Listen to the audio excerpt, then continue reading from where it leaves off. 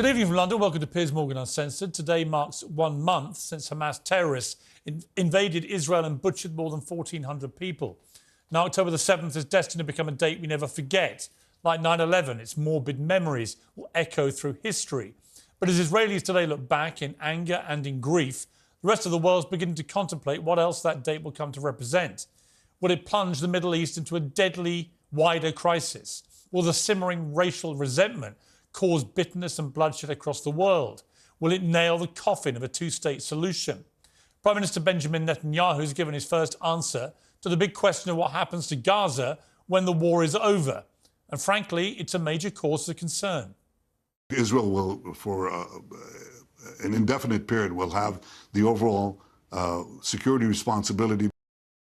This means Netanyahu plans to effectively occupy Gaza completely for an indefinite period, long after the bombing and bloodshed is done.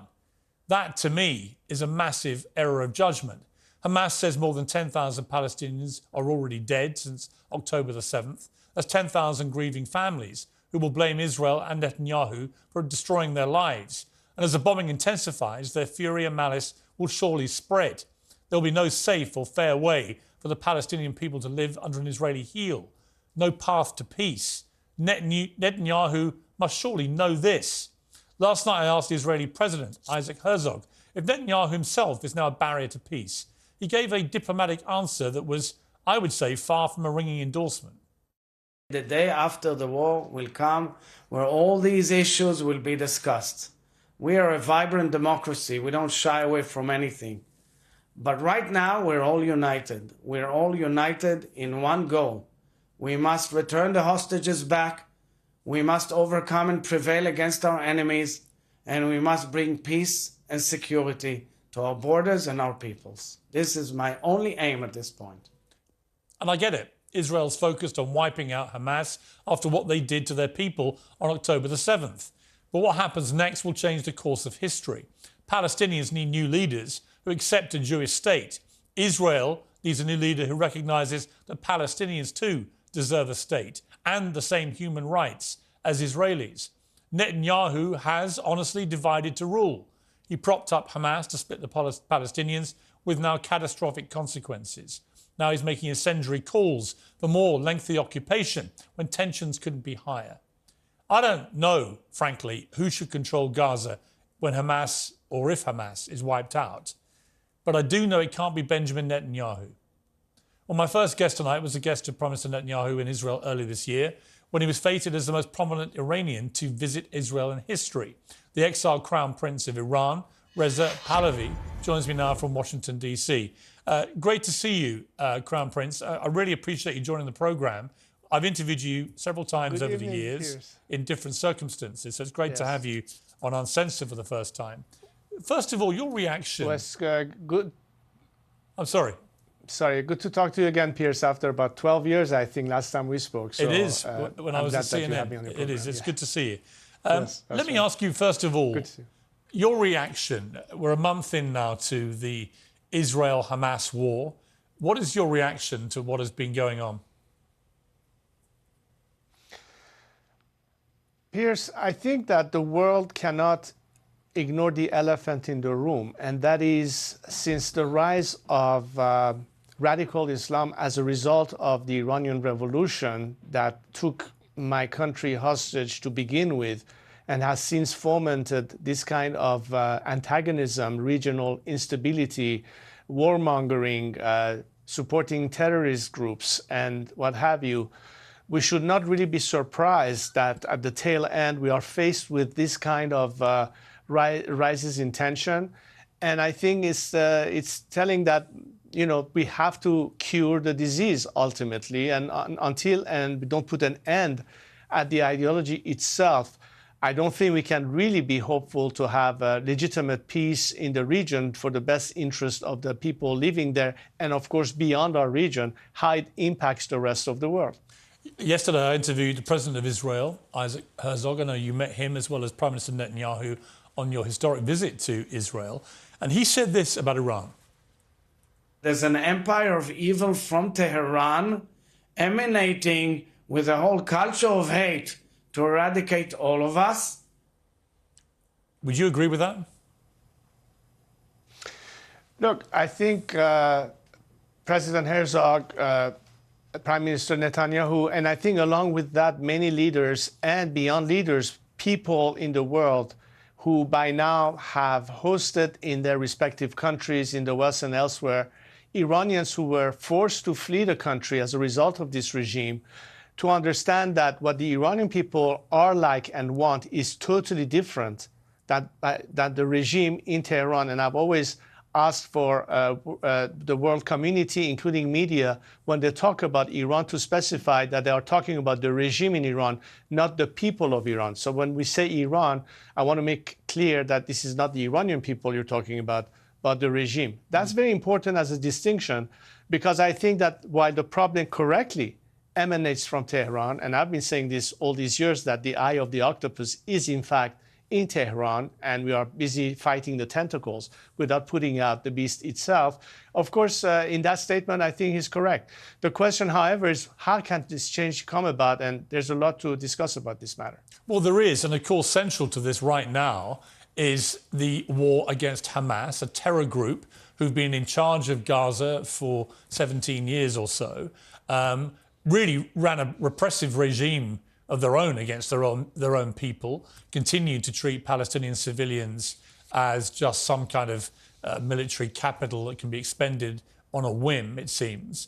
And everyone who saw what happened on October the 7th, who has an ounce of humanity, will completely understand why Israel is going so hard now for Hamas. But the problem for the wider world, and certainly for the wider Arab community, is that in trying to eradicate Hamas, who live amongst civilians, there are thousands and thousands of completely innocent, often children, half of the casualties are reported to be children, being killed in the process.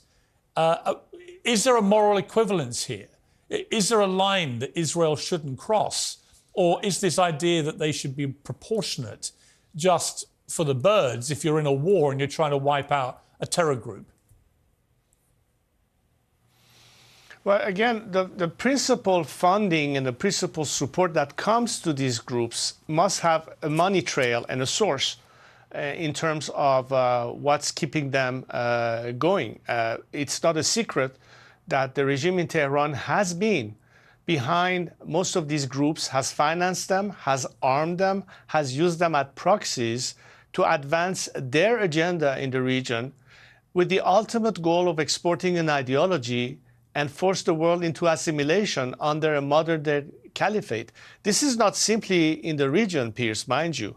Today we hear this ominous sound of radical Islamists who are trying to shape a different future for countries even in Europe, hoping to gain a majority and force the laws to change in the way they want to see the world governed under this kind of caliphate. This is really a challenge that faces all of us. It's not just an issue to Israel having to deal with the problem of having been attacked by a terrorist group. It is the nature of the beast itself. As I said, it's a disease that needs to be cured. And while you can deal with the symptoms, if the cure is not found, and in my opinion, the cure is to put an end to what is the source behind this extremism, this radicalism, the problem will never dissipate. One has to do what they have to do, sometimes wrong, sometimes it's a moral issue, as you pointed, but that doesn't solve the ultimate problem.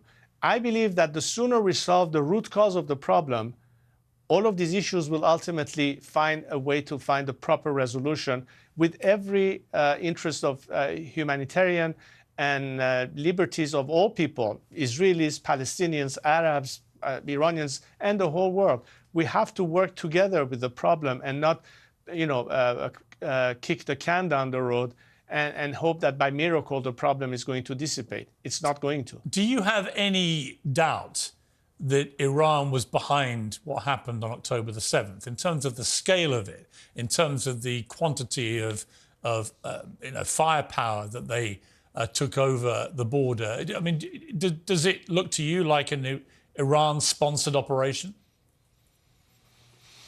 Well, I think that hours after the attack, there were already some Palestinian banners that were hanging on some public buildings in Tehran, and a short visit thereafter Iran's officials with Hamas representatives, this simply is not a coincidence. It must have been in some form or shape planned or anticipated.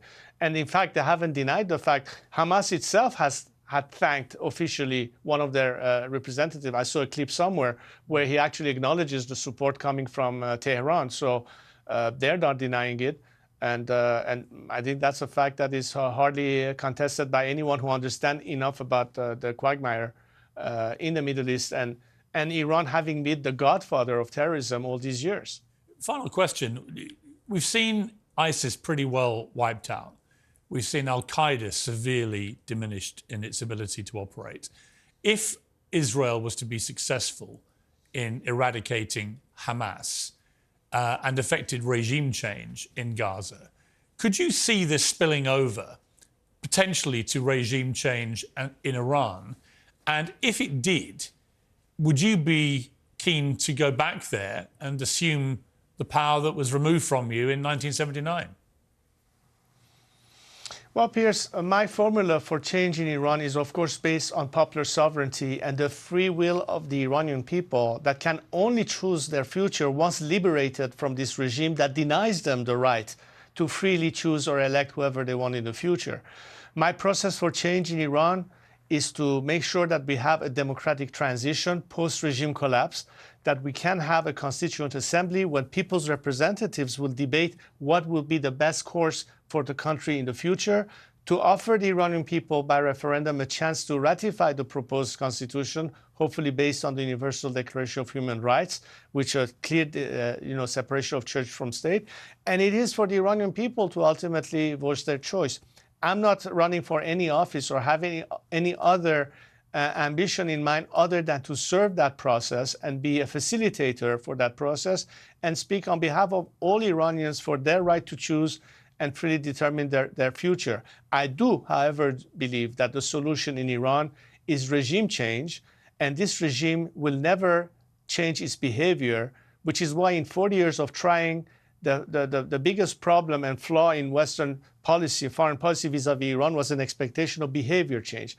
This regime's DNA doesn't go along with the values that Iranians cherish, that is also cherished in free countries: human rights, equality, putting an end to any form of discrimination. So at the end of the day, we need to make sure that people in the world, if they truly want to help the process of stability and democracy and freedom, to be on the side of the Iranian people and forget about continuing to negotiate with a regime that has never had any intentions to reform itself. The time has come for change at the ask of the Iranian people. And therefore, I think the world has a golden opportunity to use the best allies they have in the process as the instrument of change, the Iranian people themselves. But they cannot fight alone. We need to have support from the coalition of the willing in free societies and people who do champion democracy and human rights. But one word answer: if you got the opportunity democratically, would you go back and lead Iran? I will help my fellow compatriots as much as I can with no personal ambition. I don't think that the issue for me is anything beyond helping the creation of the kind of institutions well beyond the constitutional government, because civil society is the ultimate watchdog for society, and we need to strengthen this institution to make democracy a lasting system in the country. Okay, I'll take that as a yes, not 76 words, Reza. No, I will help any way that I can, of course, if the opportunity presents itself. It's good to talk to you again. Thank you very much indeed for joining me. Reza Pahlavi, thank you very much. Thank you, Piers.